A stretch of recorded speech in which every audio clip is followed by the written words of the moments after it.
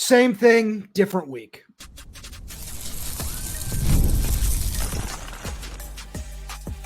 You are Locked On Huskies, your daily podcast on the Washington Huskies, part of the Locked On Podcast Network, your team every day.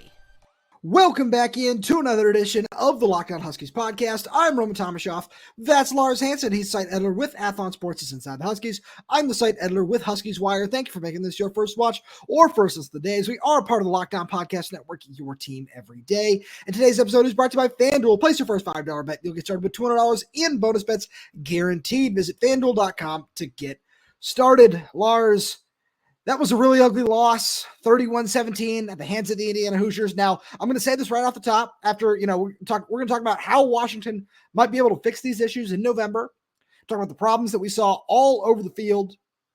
But I want to say this right off the top because we're going to get a lot of Indiana fans in the comments that we're talking a whole lot all week.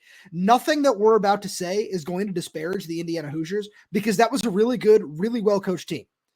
So keep that in mind. And if we see any comments saying, oh, you're wrong about this, you're wrong about that, we're saying this right now, that everything that we're about to talk about is not to take anything away from Indiana, who looked like one of the best teams in the country, but they also looked pretty beatable. And Washington did nothing to take advantage of that in every aspect, especially with a backup quarterback at the helm. Yeah, again, it's one of the, I wrote this in my story, and I'm sure you probably noted it too. If total yards and outgaining your opponent equated to winning the game, UW would be undefeated. Yep. On both. Part of that, let's be fair. Hold on, let's be fair. That did come because of the two kneel downs at the end of the game, but your point is completely taken. But also, then if you think about it, the pick six, 67 yards the other way. Right. Think about how much of that do you could you cap off and add more to UW? You look at, there was, Indiana. You're talking about a 17-7 game and a half, I think it was 17-14 midway through the third quarter. And it was like, you're almost kind of felt like a repeated Rutgers where it's like, hey, you're right there. Like Iowa, you weren't even there. Like Iowa felt like from the word go, which that was like part Rutgers, part Iowa. And that's what was it felt like that today too. No, but that's what I'm saying. It was part Rutgers, part Iowa. Whereas like part Rutgers where like it feels like you're in the game. And then those two drives that Indiana and Curt Cignetti said, listen, I'm going to show you who the real Italian is here and just bleed you dry. Those two, I think it was 15, 16 plays, drives, they bled that clock out in the third. And that's full credit to Indiana. That's not saying, oh, they bled, they took the easy way out. No, that means they physically abused UW. All those third downs that UW didn't get on offense, that Indiana was able to move the chains, stay ahead of the sticks. And it wasn't perfect. I mean, they only had 312 yards. So when you think about Indiana's offense, 49 points. So again, 31 points and 7 of those are on defense. So you're really talking about 24 points, I think. 24, if my math is correct, I'm not good on math. So that's right, yeah. But actually, if you think about it, it's 21 because you take away the kicking game and all that, with the 3 points. And UW gives up a touchdown there, which is looking even worse. So the defense did everything possible. Jacob Bandis, shout out Jacob Bandis. The man, that was an athletic play. And by the way, from Jimmy Lake to Chris Peterson to Kalen DeBoer, and I believe to Jedd Lake, all four coaches had Jacob Bandis as the defensive lineman doing the punt in spring and fall camp. That is what came into play because when he hauled that in, he secured the heck out of that ball. He was like, I am not dropping this meatloaf. I absolutely agree. Where that's one of the most frustrating things about this is I wrote about it over on Huskies Wire as well. Is it felt like the defense got hung out to dry a little bit. Where they couldn't get off the field at times, for sure. I think about the play over the middle where Vincent Holmes was in coverage. That was a big one where you had an opportunity there. There were a couple other opportunities on 3rd and 6, 3rd and 7 where you knew they were going to run the ball and you couldn't stop them. That's its own issue. But that also comes back to the offense, in my opinion. Where we're going to get in the offensive line. The offensive line had another rough day. And Jedd Fisch told, I believe it was Tony Castricone after the game, that he said, we don't know who our 5 guys going in the next week are. Different problem. We're going to get there. But I look at all those things and but when I look at all these things and I just feel bad for what this defense is and what it can be, because no matter who you are, when again, there were your own issues. You can't get off the field at certain points. But when the offense is doing nothing to help you out by going 3 of 11 on 3rd down and 1 of 3 on 4th down, that's not going to make it any easier. Where Lars, you and I were prepping, we were talking right before the show started about anything you might be able to say, all right, well, that looked a little better. The numbers from the red zone look a little better because he scored 2 touchdowns, which is new when you're scoring at 14 for 28 coming into the game. But you look at the third down conversions, and it was, there were more of the same things, right? There was pressure.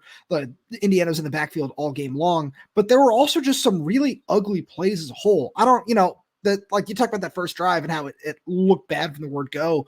Like, I don't think that was intentional grounding on Will Rogers. I think that was a horrible call to start the game, but kind of set the precedent for a couple things I saw on Twitter later on.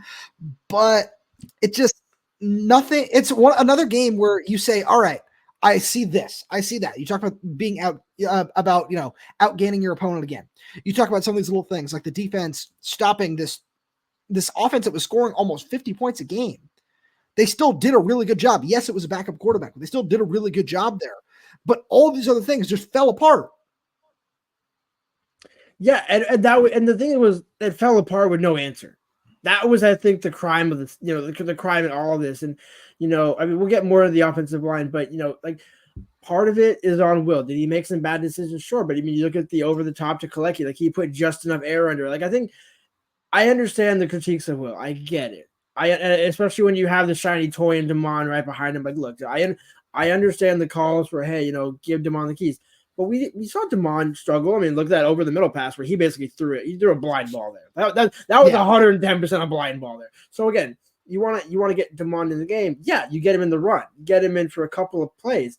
But if you really want to turn it to Damon, it's actually, and this is no slight to Damon, going to be worse because you pair that with the offensive line struggles, and you can say he's more mobile or whatever. It's going to create bad habits.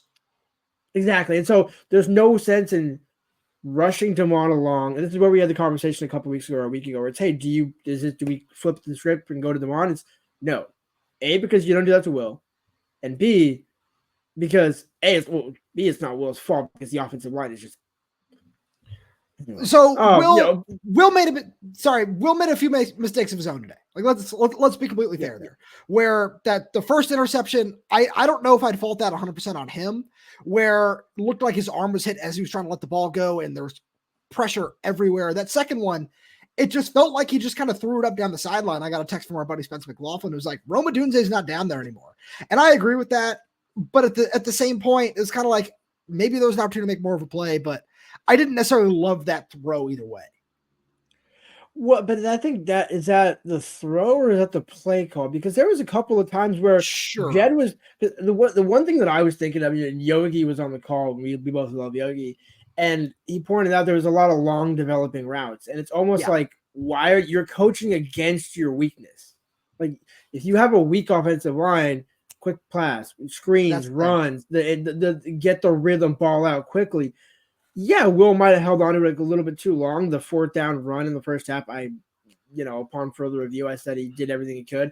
I saw that as going over the top because he literally did go over the top. But, again, probably could have gone to the right a couple more, dive and do whatever. Yeah, he didn't need to seek out contact. But, I think it's almost like Will's kind of just naturally prone to contact at this point behind this offensive line. So I think he just kind of gravitates towards it, which is why Damon might gravitate towards it. Now, again, I'm not saying Damon would, but I'm just saying like there's so many reasons why you don't shotgun that issue.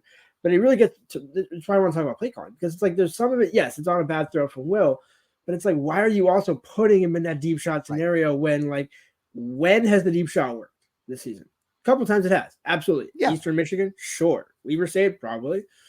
We saw it once or twice against Michigan too. Yeah. Michigan. Okay. Have we seen what Michigan has become? Like they have five but Michigan's pass rush. But we saw what Michigan's pass rush is. There. I feel that there's a difference between Michigan as a whole and what their pass rush is. And I'm glad you bring up the play calling issues. Let's get into that on the other side of the break, which we'll get to right after a message from our friends over at ZBiotics. A ZBiotic pre-alcohol probiotic drink is the world's first genetically engineered probiotic. It was invented by PhD scientists to tackle rough mornings after drinking. Here's how it works. When you drink, alcohol gets converted into a toxic byproduct in the gut. It's this byproduct, not dehydration, that's to blame for your rough next day. Pre-alcohol produces an enzyme to break this byproduct down. Just remember to make ZBiotics your first drink of the night. Drink responsibly, and you'll feel your best tomorrow. Here's how to use it. Step 1, drink pre-alcohol. For best results, make pre-alcohol your first drink of the night. Step 2, drink responsibly, pace yourself, hydrate, and get a good night's sleep. Step 3, enjoy tomorrow. Wake up feeling refreshed and ready to take on the day. Go to zbiotics.com/LockedOnCollege to learn more and get 15% off your first order when you use the Locked On College checkout. ZBiotics is backed with 100% money-back guarantee, so if you're unsatisfied for any reason, they'll refund your money, no questions asked. Remember to head to zbiotics.com/LockedOnCollege and use the code LockedOnCollege at checkout for 15% off. We've also got a message from our good friends over at Prize Picks, because you can now win up to 100 times your money on Prize Picks with as little as 4 correct picks. Prize Picks is the best way to get action on sports in over 30 states, including California, Florida, Georgia, and Texas. And Prize Picks is the only real money daily fantasy platform with an injury insurance policy, so your lineups stay in place even if one of your players gets injured. If your player leaves in the first half and doesn't return, Prize Picks keeps your lineup live. You can sign up today and get $50 instantly when you play $5. You don't even need to win to receive the $50 bonus. It's guaranteed. If you think Justin Jefferson will get more than 83.5 yards next week, will Christian McCaffrey run for more than 75.5 yards? You can cook up hot takes with your friends and win real money this football season when you and your crew run your game on Prize Picks. Prize Picks has been so good to me, especially in the basketball season. It's so much fun to use, especially when I'm watching the Celtics. It's one of my favorite things to do. Win some real money over on Prize Picks. Love that. You can download the app and use code LOCKEDONCollege. Get $50 instantly after you play your first $5 lineup. That's code LOCKEDONCollege. Prize Picks, run your game. So, Lars, there were problems everywhere for Washington. And I pointed out the play calling on the drive that Washington got stood up on 4th down, where it was the shot play on Denzel to 3rd and 1 after Jedd Fisch called timeout the first quarter. And then Jonah, it looked like it might have been an off-tackle run that got blown up, but it was out of the pistol when running under center had been working. And then Jonah tried to bounce it outside, didn't get to the sticks. But somebody pointed out, well, hey, how are you going to call plays differently when the offensive line has been, has struggled the way that it has? And I just kind of replied, I was like, it can be both. Like, yeah, the play calling is certainly a problem. The offensive line is certainly a problem, but I don't know if you can look at one or the other and say it's more of this than it is of that. But I think at the end of the day, you look at both those things, and no matter what, as you talked about with the long developing routes and all that sort of stuff with that Yogi Roth mentioned, it all comes back to Jedd Fisch at the end of the day.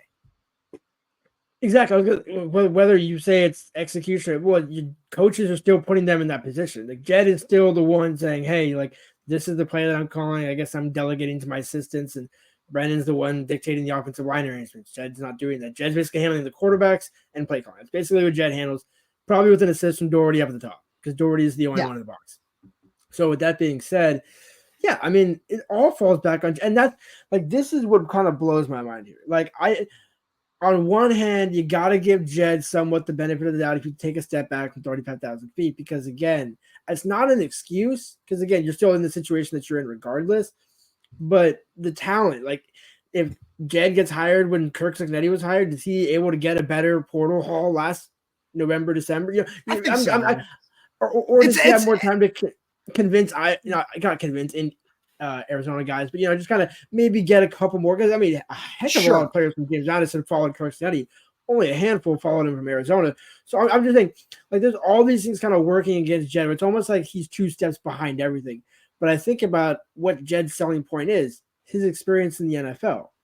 Okay, so he doesn't have head coaching experience aside from Arizona, but he's got a plethora of big business experience in the NFL as a play caller and quarterback coach and all that. I feel like we haven't seen that. Like, what has been the thing that you can say where when Jedd was in the NFL, that would work, and that would work, and there's something. Like, it's basically kind of like, okay, you know what? We did what we could with this crash course this year. It's not going to be pretty, but I'm not going to say that out loud. And the more I kind of think back to what Jedd was saying in August and early September, it's like, hey, look, we don't know. I don't think you know. Like, I'm not. I don't mean that as an indictment, but it's almost like, yeah, you don't know what you have with your team, but do you also kind of have a plan here? Because, like, there's so much of this where we saw what he could do at Arizona, and it seems like that playbook has not followed him fully to Washington. But that's the thing where we discussed this, and we discussed it ad nauseum, where we kind of thought that, hey, with the talent that this Washington team does have, it wouldn't look like year one of Arizona, and I think we're still right about that. Yeah. But some of these issues still popped up for him in year 2. is the thing, which is where we thought this would kind of end up being, where we just thought, hey, with the talent that you have and with the way the schedule shapes up, maybe you win this game, maybe you win that game. And it hasn't. Obviously it hasn't. But I think we're still there where some of those issues did pop up. And maybe it's a feeling out process. Maybe it is a process of, okay, I'm still trying to work through some things with this guy. I thought that I'd be able to use this guy and this way. And, however you want to look at that. I think that might still be part of it, but I don't think it's an excuse where no matter what, because, you could talk about, oh, well, hey, the university's invested $7.5 million into him as the coach this season. That's something you need to take into account with all of this, in my opinion. But then on top of that, it's really tough to put him under this microscope when you look at it and you just say, this team was in the national championship in January. And obviously you have to try your best to live up to that, where that part is hard. And he was dealt a bad hand, but he also knew that going in. And where I do have the sympathy is when I say, yeah, for sure, he didn't have the winter portal to take advantage of and to be able to really build his roster the way he might have liked. But at the same point, you have to work with what you got. And this is why the university made such a significant investment into you, because you have the ability to do it. And we've seen you do it before with less resources at Arizona. But that's the thing, is it's like, okay, we're talking about the problems all over the place. Okay. Penalties have gotten better, but there's still a couple, false starts that weren't necessarily timely. But there's like one, maybe two that were drive killers, I would say. There were two, both penalties on the defense, where it was nice to see because the penalties were cut way down. But both penalties on the defense were turned into automatic first downs. One of them was that face mask, which really extended the drive. But then you look at like 2 of the 3 offensive penalties were on that first series. Again, I still take issue with that intentional grounding call. I think that was a horrible call. But it's like there have been areas where we've seen small improvements, but it almost still feels like you're waiting for a jump. And the problem with all this is, yeah, we took it. Jedd's own words were, we took a deep dive into everything over the bye week. We worked on this. We worked on this. We worked on everything we possibly could. And those same issues still popped up. You could take a deep dive into an empty pool. Yeah, that's fair. I mean, straight up, like what there's nothing really else to say. And again, part of it now, let's again, like I said, take a 35,000 step back. Let's take a 5,000 foot view. Max McCree is out. Max is clearly your best left tackle. I said that in fall camp when he was out of shape, but I just knew the potential he had. Sorry, one thing though, Kaylee Tafai did look good when he was out there. I want to give him props for that. He did look good. No, but I goes Max, Kaylee, because again, like I said, Kaylee's the highest rated pass blocking player. So I know, because I'm 100% with you. I'm glad you shouted him out. Again, we're not downgrading the other player that was playing in that, but it's just there is a significant there's a tier 1, tier 2, and tier 3. And there's a significant gap between 2 and 3, more so than 1 and 2. I still think there's a gap between Max and Kaylee, like if we're being real, at peak, I agree. There's a gap. But right now, nobody's at peak on this offensive line. And so, here's the thing. Drew's not going to left tackle. Landon's not going to left tackle. D'Angelo's not going to left tackle. Who is going to left tackle aside from Mac? Like all these problems. Like if you're starting to look, are you going to put Pocky in there? You're now getting younger and younger. You want to put Justin Hilcom in there? I know you want to.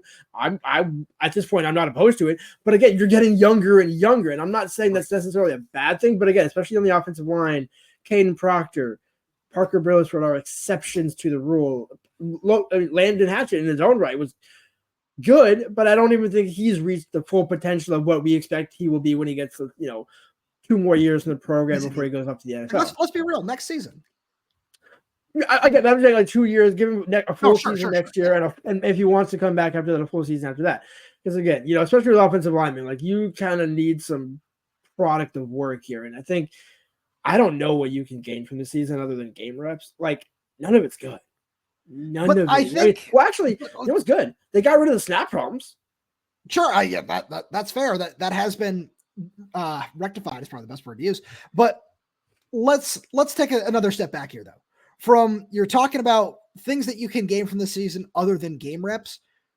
That was always kind of the thing where we knew that it was going to be this weird mix of young guys who can potentially make an impact and be really solid, and veteran guys in their final season. Where, like, let's be serious about that. We look at Enoch Vimahai, who's been solid along the offensive line. veteran guy in his final season. Let's talk about the defense. Cam Fabiculanen, Carson Bruner, Alfonso Tupatalo. You look at Sebastian Valdez, who's been really good. Where Thaddeus Dixon, even he caused that interception today. Jeremiah Hunter, Giles Jackson. The list goes on and on and on of players that are in that upper echelon of this is my 5th, 6th, 7th for Justin Harrington in my final season of college football. And they obviously have a very different goal than what the rest of the team has. Is they want to win, they want to maximize. Of course, everybody wants to win. I don't want that to get twisted. But there is a short-term and a long-term future here. And Will Rogers is like the ultimate epitome of that. It's a guy who's been successful, who obviously wants to win. And that's what he came here to do. And then ended up, because of everything else that happened, got stuck in this weird middle ground, in this weird bridge year. It was always supposed to be a bridge year. Always was. But as you and I predicted for the season, it's supposed to be an 8-4 bridge year where that veteran talent was going to shine through, which it has. But there are still so many issues from a new team that have popped up everywhere in every single game, even in the wins. Those issues have popped up and they have yet to subside, which is a problem with the coaching. And the question with that, Lars, is how do you fix those issues? Get ready to tackle the NFL season with FanDuel, America's #1 sportsbook, because right now new customers get but $5 and get $150 in bonus bets if you win. The FanDuel Sportsbook app gives you access to everything you need to place live bets on the NFL all in one place. So when you get a hunch in the middle of the game, you can check out the latest stats, view live play-by-play, and so much more on the same page to place your bets. Just visit FanDuel.com to join today. You'll get started with $150 in bonus bets if you win your first $5 bet. That's FanDuel.com. Never waste a hunch and make every moment more with FanDuel, an official sportsbook partner of the NFL. Got a little fun. Let's make it a 3-way parlay. Yeah. I got Kenneth Walker, anytime touchdown. I got Rome Odunze, anytime touchdown. And give me Jamar Chase, anytime touchdown score. Parlay those 3 together. You're going to make some good money if you go check that out on FanDuel. Lars, the question that we asked right before the break, how does Washington fix these issues? Because you got USC next week who's struggling in their own right. How do you fix these issues before they come to town? Well, it's a great question. It's a real great question because, I mean, is UW's offense out USC's defense last year? Is it that bad yet? No. Okay, so it's salvageable. Okay, so there is hope. Okay, so because that's the thing. If the answer is like yes, it's a thing, then there's no hope. So there is hope, but in a week's time, the only saving grace, how do you fix it? You get back to Husky Stadium.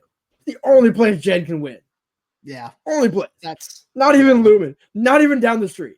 Like I wrote that in my story. It was like all 4 road games, 3 Big Ten games and the game at Lumen, which is a neutral site, and whatever. It's still not a true home game at Husky Stadium, is what I'm saying. All been a loss. Yeah. You have 2 games to get you to bowl eligibility against the trash from Los Angeles. Figure it out. Now, I don't know what. Also being from Los Angeles, but whatever. I'll let it slide. Continue. I have so many things. I mean, I love Mark, Mark Calkett, Scott Strader, all those guys that we have plenty of friends that cover USC, so I don't mean to denigrate. No, I was just taking that a shot at me personally. I'm just messing around. No, you're great. No, but like for real, like those are 2 very winnable games. So Absolutely. You can theoretically do enough against USC. And does USC truly you see the Penn State game when they had to go, like all those sorts of things. Like, how much can you make of it? I mean, UCLA beat Rutgers. Can Washington beat UCLA, or does UCLA beat Washington? And UCLA went on the road to do that too. But what's also funny is it's like I was hearing that Rutgers has gotten a lot worse since the Washington game. It's like, of course, Washington's gotten everyone's best punch, except I don't even think they got Indiana's best punch. Nebraska got their best punch, I think, so far. Yeah, they did. They got a good punch. They got a couple good left crosses in, but all the pieces are there. I mean, Cam Broussard, I'll be curious to see what's up there because with Miller Moss and USC, that offense, you want to have another strong safety there. Mikel did fine.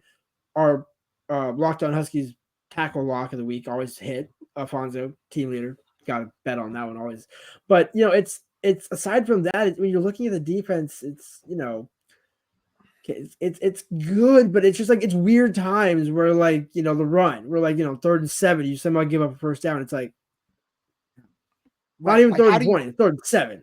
Right. How do you fix those issues? Which is the most frustrating question, because it seems that's I think that's been the biggest thing that has been frustrating for both you and me to watch this season, is that it's the glaring issues. It's not the little things. It's not like last year, obviously it's a very different case, but when we were talking about issues that needed to be fixed, it was little things here and there. Now it's, you can't get, the offensive line right. You can't get the play calling right on third down. You can't stop the run when you're on the field for 10, 11, 12 plays every drive. Like, there are much bigger issues, like, special teams, its own big issue. But I think that's the most frustrating thing, is that you look at it and you say, okay, because you and I were looking at it, we were saying, all right, it looks like the bye week should be able to help with things like the red zone, with things like the third down play calling, with things like stopping the run on defense. And I feel like there might have been small improvements, but it doesn't matter. Well, I was gonna say, like, it's ironic. Like, actually, the little things have gotten cleaned up. Like I mentioned, the snap infractions, the unnecessary, I want to say, penalties. I mean, again, the face mask is one where it's like, I'm of the opinion there should be like almost like a guard around the lower part of the face mask, like, have like a kind of like a, not a glass, but kind of like some sort of material to almost like basically prevent a player from doing that. Because I think actually that's a safety issue. Like, for me, like, I don't, as an offensive player, I don't want my thing getting ripped. I understand. Like, I understand. Right. But it's just, it's not only is that just a much bigger issue, that it's just, those are things that are correctable. Get your hands down. It's little things like that. But if that's the one thing you're pointing out, again, it's not, I don't think you're wrong, but it's just, there are bigger issues at play. There are much bigger things. Like, when that they ran the ball 50 times, I'm taking out the kneels. They ran the ball 50 times. That's something you need to be able to stop. And also, you knew that was going to be the case coming in. Like, what are we talking about? Well, Taven Jackson, make him one-dimensional. Well, they kind of did, actually. Right, and that's because that's the thing that I'm looking at. Especially coming into this USC game, I'm interested to see how that looks, because when we talked about it, even with Taven Jackson, it was, okay, what's he going to do against the secondary? Lars, Washington's secondary numbers are going to basically stay the same, because Taven Jackson finished the day with 124 yards passing. Like, that's something where you look at it and you say, okay, this is still a strength of this team, but at the same point, it didn't matter because you couldn't stop the run.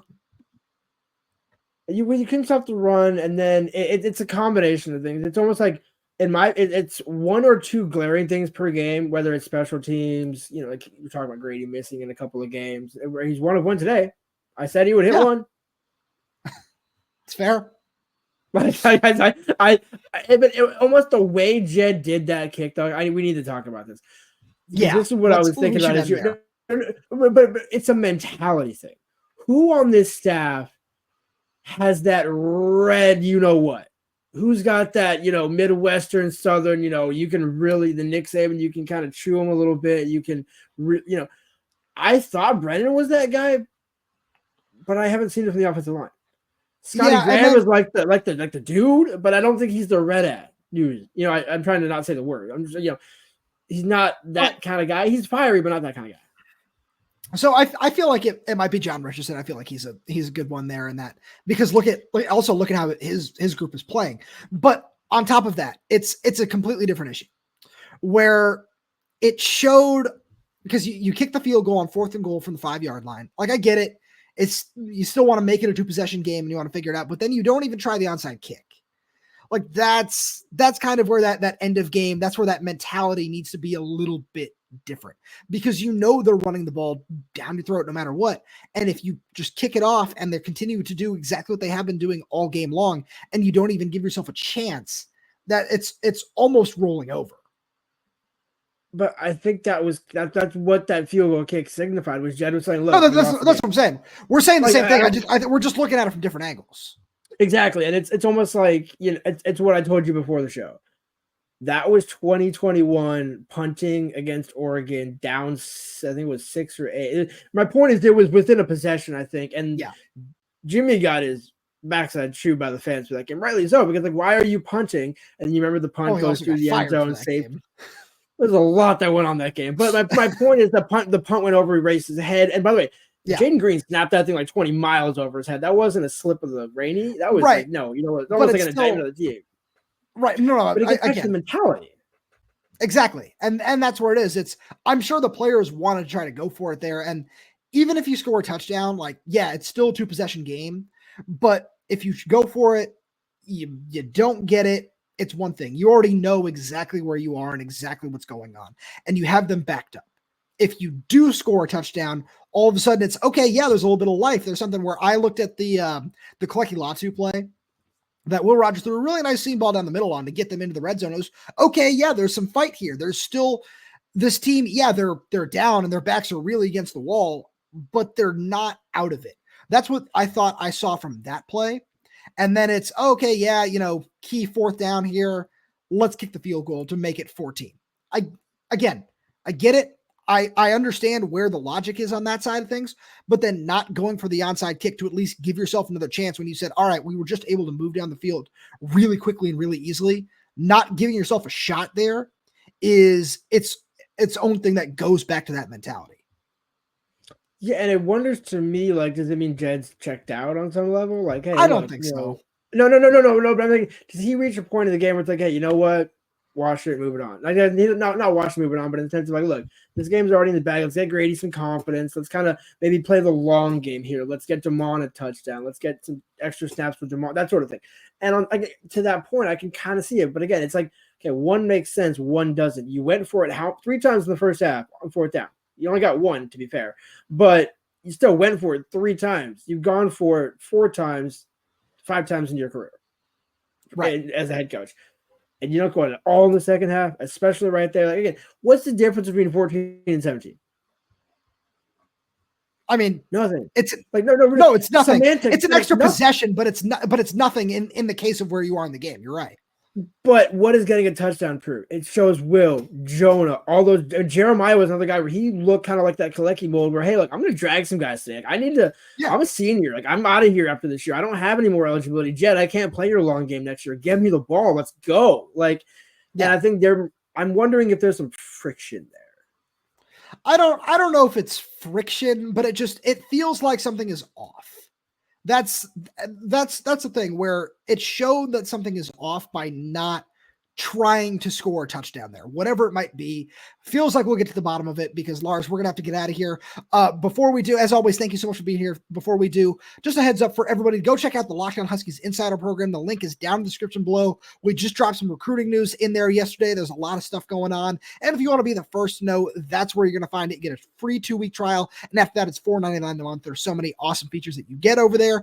And with that being said, thank you so much for tuning in. And if you like the stuff that we have to offer, we've got so much of it. Please feel free to subscribe wherever you get your podcast. So that's YouTube, Spotify, Apple Music, Amazon Music. We're there. We're everywhere. Follow us on TikTok, Instagram, and Twitter at Locked On Huskies. Got so much fun stuff over there as well. Click the like button. Make sure you click that little bell so you don't miss when we post a new video. If you have any questions, comments, concerns, drop them right down below in the comments section. And if you're audio only, please leave us a 5-star review as it does help us out a lot. Thank you so much for tuning in, and we'll talk to you on Monday.